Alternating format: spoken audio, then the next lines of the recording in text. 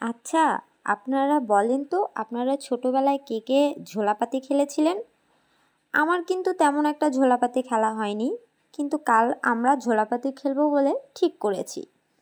আর ঝোলাপাতি খেলার জন্য যা যা করা দরকার, যা যা করতে হয় তার সব কিছু আজকে থেকেই আমরা সব কিছু রেডি করে নিচ্ছি। তো দেখেন, ঝোলাপাতির মেন হচ্ছে কিন্তু একে অন্যের বাসায় গিয়ে এইভাবে একটা একটা করে জিনিস আনা। তো সর্বপ্রথম আমরা বাড়িওয়ালা আপুর বাসায় চলে গিয়েছিলাম, গিয়ে ওখানে ঝোলাপাতি খেলার জন্য এবং খাওয়ার জন্য যা যা দরকার আমরা তা নিয়ে আসার জন্য তার বাসায় গিয়েছিলাম। তো এখানে আমাদের অনেক মজা হচ্ছিল। আসলে আমরা কালকে পিকনিক খাচ্ছি। তো পিকনিকটা হচ্ছে, আমরা যে বাসায় থাকি সে বাসার মধ্যে আমাদের 5টা ফ্যামিলি আছে। সে ফ্যামিলির সবাই মিলে আমরা একসাথে দুপুরে কালকে খাওয়া দাওয়া করব বলে ঠিক করেছি। তো সবাই মিলে যেহেতু খাওয়া দাওয়া করব, সবাই মিলে একসাথে রান্না বান্না করব, সবাই মিলে একসাথে অনেক এনজয় করব, অনেক মজা করব, এই চিন্তা করেই বের হয়ে গেছি আজকে সন্ধ্যাবেলা, যে সব কিছু সবার বাসা থেকে একটু একটু করে টুকটাক করে নিয়ে এসে রেডি করে রাখবো এবং কালকে সকালবেলা থেকে আমাদের রান্না বান্না শুরু হবে। তো এখানে আমাদের মশলাপাতি তোলা হচ্ছে। বাড়িওয়ালা আপুর বাসা থেকেই প্রথমে স্টার্ট করেছিলাম মশলাপাতি ওঠানোর জন্য। তো এখানে মশলাপাতিটা ওঠাচ্ছিলাম। আমরা আসলে ঠিকভাবে বলতে পারতেছিলাম না যে কতটুকু করে লাগবে, যদিও আমার চাইতে এখানে বড় বড় আপুরা এবং রান্নার অনেক অভিজ্ঞতা সম্পন্ন আপুরা এখানে উপস্থিত ছিল। তারপরেও আমরা মনে হয় ব্যাপারটাকে পুরাভাবেই গুলায় ফেলতেছিলাম।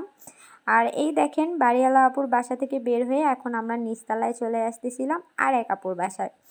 তো আমাদের বাসাটা যেহেতু তিনতলায় 5টা ফ্যামিলি আমরা আছি। আলহামদুলিল্লাহ, আমরা একে অন্যের পাশে সবসময় থাকি, একসাথে এনজয় করি, সুখ দুঃখ সব কিছুই ভাগাভাগি করি।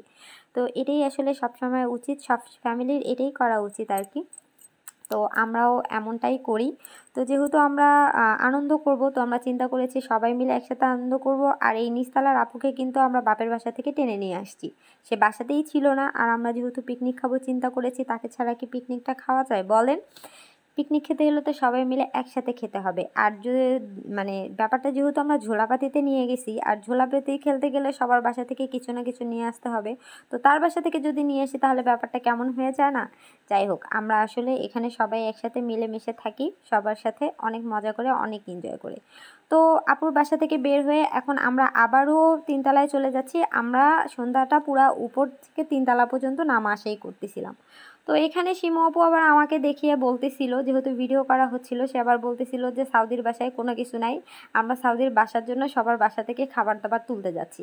তো উপরেই এসে দেখি এই যে আমার এক আপুর বৌমা হচ্ছে তার বাসা ফাঁকা পেয়ে হামলা চালাইছে, সে দুষ্টামি করতেছিল একা একা। তো এখানে আর এক আপুর বাসায় আমরা তিনতলায় উপরে চলে আসছি, ফ্ল্যাটে আর কি। তো তার বাসা থেকে এসেও বিভিন্ন ধরনের